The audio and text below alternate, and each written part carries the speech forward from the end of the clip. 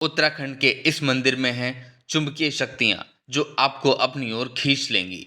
मैं बात कर रहा हूँ उत्तराखंड के फेमस टेम्पल कसार देवी, जहाँ पर स्वामी विवेकानंद ने भी आकर ध्यान किया। ये इकलौता ऐसा मंदिर है जहाँ पर एक विशेष तरीके की शक्तियाँ हैं जो आपको अपनी ओर आकर्षित करती हैं और खींच लेती हैं। कसार देवी वो स्थान है जहाँ पर स्वामी विवेकानंद जी भी आए थे और यहाँ पर ध्यान किया था, और उसके बाद ये जगह पूरे विश्व में प्रसिद्ध हो गई। भारत से ही नहीं, पूरे विश्व से लोग यहाँ आते हैं और ध्यान करते हैं। कसार देवी मंदिर के आसपास का क्षेत्र वैन एलन बेल्ट है। यहाँ धरती के अंदर भू चुंबकीय पिंड हैं जो आपको अपनी ओर आकर्षित करते हैं और खींच लेते हैं। कसार देवी में स्वामी विवेकानंद जी ने ध्यान किया और धीरे धीरे ये मंदिर पूरे विश्व में प्रसिद्ध हो गया।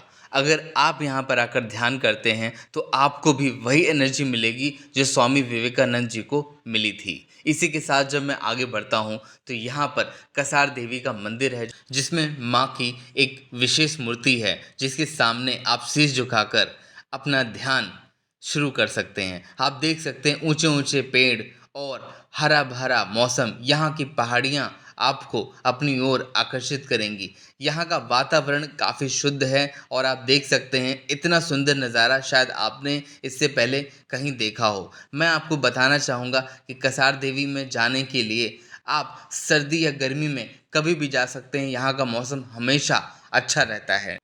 सुहाना मौसम और यहाँ की ठंडी हवा मुझे अपनी ओर खींच रही थी। मेरा मन कर रहा था कि मैं कुछ देर यहाँ पर ठहरूं, और यहाँ का वातावरण सच में बहुत ही खूबसूरत है।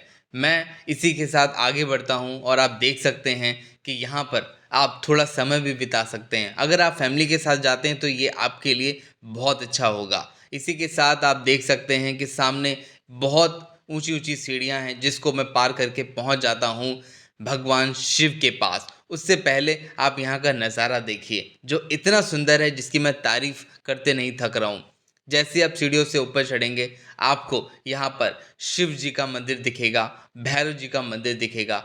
वहाँ पर आप कुछ देर बैठ सकते हैं और पूजा अर्चना भी कर सकते हैं। इसी के साथ आप चाहें तो यहाँ ध्यान भी कर सकते हैं, जो कि सबसे ज़्यादा लाभकारी होगा। कुछ देर मुझे इंतज़ार करना पड़ा क्योंकि मंदिर बंद था और मुझे मंदिर खुलने का इंतज़ार करना था। शिव जी के मंदिर के पास में ही आपको भैरव जी का मंदिर दिख जाएगा, वहाँ भी आप दर्शन कर सकते हैं। भैरव जी का मंदिर ठीक कसार देवी मंदिर के ऊपर है, जो कि सीढ़ियाँ पार करके आप यहाँ पहुँच सकते हैं। यहाँ पर एक और शिवलिंग है जिसको देखकर आपका मन करेगा कि आप ज़रूर यहाँ जाइए। नज़ारा आप देखिए, यहाँ पर मैं जैसे ही पहुँचा मुझे एक अलग ही खुशी मिल रही थी। ऊंची ऊंची पहाड़ियाँ, हरे भरे पेड़ और उसी के बीच इतना सुंदर दृश्य जो मुझे एक सपने जैसा लग रहा था।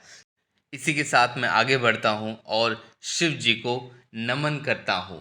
यहाँ पर आप देख सकते हैं कितना सुंदर दृश्य है। इसी के साथ भगवान भोलेनाथ विराजमान हैं जो कि एक अपने आप में अलग विशेषता रखते हैं।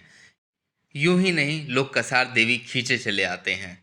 मैं यहाँ पर महसूस कर पा रहा था वो एनर्जी जो शायद इससे पहले मैंने कहीं नहीं की।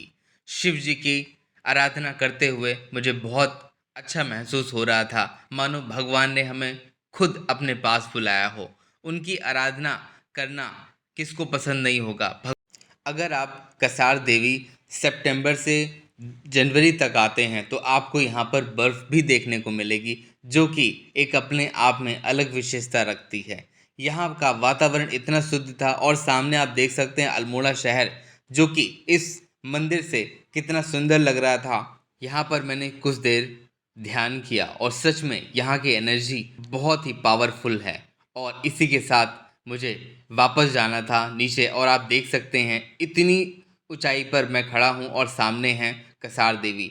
यूँ तो मैं उत्तराखंड में अलग अलग जगह गया हूँ, लेकिन जो बात कसार देवी में है वो कहीं नहीं। मुझे यहाँ इतना अच्छा लग रहा था कि मेरा मन नहीं कर रहा था कि मैं यहाँ से जाऊँ। कसार देवी में आपको समर में तो बहुत ज़्यादा भीड़ दिखेगी, लेकिन आप अगर सितंबर से दिसंबर के बीच में आते हैं तो आपको यहाँ का मौसम बहुत सुहावना मिलेगा और हो सकता है कि यहाँ पर आपको बर्फ़ भी गिरती दिखे। और यहाँ पर बहुत कम लोग जाते हैं, तो आप सच में बैठकर कुछ देर यहाँ ध्यान कर सकते हैं। और समय हो चुका था मेरे जाने का, क्योंकि मुझे और भी मंदिर जाना था दर्शन करने के लिए। लेकिन जब मैं इस मंदिर से जा रहा था तो मुझे ऐसा महसूस हो रहा था मानो कि मैंने कोई ऐसी चीज़ प्राप्त कर ली है जो शायद इससे पहले मैंने कभी महसूस नहीं की।